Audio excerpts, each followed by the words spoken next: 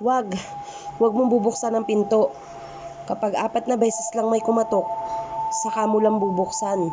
Usapan na naman nila mamayan. Nawala yung pagkatok, pero bumalik yung masangsang na amoy. Inutusan ako ng kapinsan kong maglagay ng asin at bawang sa bintana at pinto. Sinunod ko naman siya. Sabi ko sa pinsan ko, kailangan kong lumabas sandali kasi sasabihin ko sa kabady ko sa ospital na hindi ako makakapasok at hindi kita pwedeng iwanan dito. Wala po kasing signal sa bahay nila, kaya kailangan talagang lumabas at maglakad ng konti para makatawag. Pumayag naman ang pinsan ko. Ang sabi ko na lang ay maglagay siya ng bawang sa bandang tiyan niya at magsara muna ng pinto sa kwarto at pintuan sa labas. Kakatok ako ng 4 na beses. Yan ang sabi ko.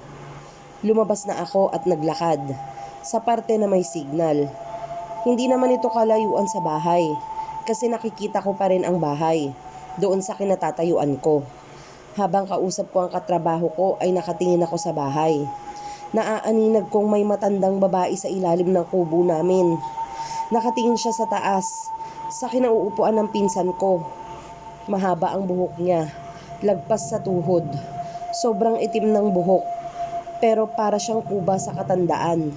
Tumutulo ang laway, may mahahabang kukos, sobrang dudumi. Sinigawan ko siya. Ang sabi ko, "Hoy! Umalis ka dyan!" Habang tumatakbo papalapit ng bahay. Sumisigaw na ang pinsan ko. Sabi niya, "Manganganak na ako." Pumutok ang panubigan niya at sumigaw ako ng, "Sandali lang!" Tinutulak ko yung pinto ng sobrang lakas hanggang mabuksan ko. Kumuha ako ng tela at akmang sinalo ko ang bata. Ibinalot ko sa tela yung bata at binigay ko muna sa pinsan ko. Nilinisan ko ang pinsan kong puro dugo ang hita hanggang binti. Ang sabi ko sa kanya ay kailangan kong dalhin sila sa ospital para makasigurado sa kalagayan nilang dalawa. Pero parang naninigas yung mga paa ko, tila nakapako sa kinatatayuan ko. Pagsilip ko kasi sa sahig, nandun yung matandang babae. Nakanganga sa ilalim ng legs ng pinsan ko at sinasalo ang mga tumutulong dugo nito. Sanay akong nakakakita ng dugo pero hindi sa paraan na ganito. Umikot ang sikmura ko, pero kailangan kong tapangan. Tapangan yung loob ko para maligtas ko ang pinsan at pamangkin ko. Nagsaboy ako ng asin sa ilalim ng sahig. Nakita ko talagang umusok ang mukha ng matandang babae. Dali-dali kong inakay ang pinsan ko at kinuha ko ang baby niya. Sabi ng pinsan ko ay dalhin namin ang buntot pagi ng kanyang ama. Kinuha ko ito at lumabas na kami ng pintuan. Naaamoy ko na naman yung mabahong amoy. Nakita ko ang kalabaw ng kapitbahay at dali-dali kong sila sinakay dito. Sumigaw na lang ako kay Mang Nestor na, "Pahiram muna ng kalabaw, Mang Nestor, at emergency po ito." Sumilip naman si Mang Nestor at sumigaw ng, "Sige, bilisan nyo. Putik, nandito siya." Sumigaw ako. Lumingon ang pinsan ko at tila dadakmain siya ng parang aso. Malaking aso na maitim at kuba.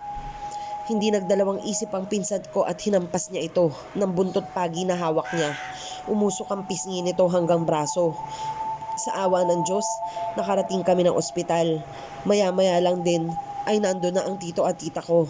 Hindi daw sila nakauwi agad kasi may pinakisuyo sa kanila na mag-deliver ng karne sa kabilang bayan. Nasa ward na ang pinsan ko. Lumabas muna ang tita ko para sulatan ng mga impormasyon ang kailangan ng ospital. Ang baby naman ay nilinisan at binihisan. Binigay na rin agad sa pinsan ko. Iniwan ko muna sila dahil sabi ko magre-report lang ako sa ER dahil doon ako nagtatrabaho. Maya-maya ay binalikan ko rin sila. Tulog naman ang tito ko sa upuan habang nagbabantay sa pinsan ko. Dahil sa sobrang pagod siguro. Sabi ko sa pinsan ko ay nasaan ang baby. Sabi niya, kinuha daw ng isang nurse dahil tuturukan daw ito. Ang sabi ko, "Ha? Naturukan na ang pamangkin ko. Sinong nurse?" Ang tanong ko. Sabi niya, "Hindi ko alam. Basta babae siya." Dali-dali akong tumakbo at hinabol ang sinasabi niyang nurse. Nakita ko ang nurse at sumigaw ako, "Hoy! Akin ang bata. Lumingon siya at kaunti lang ang nakita ko sa kanyang katawan. Nakita ko ang pisngi at braso niya. May latay. Latay na parang nasunog.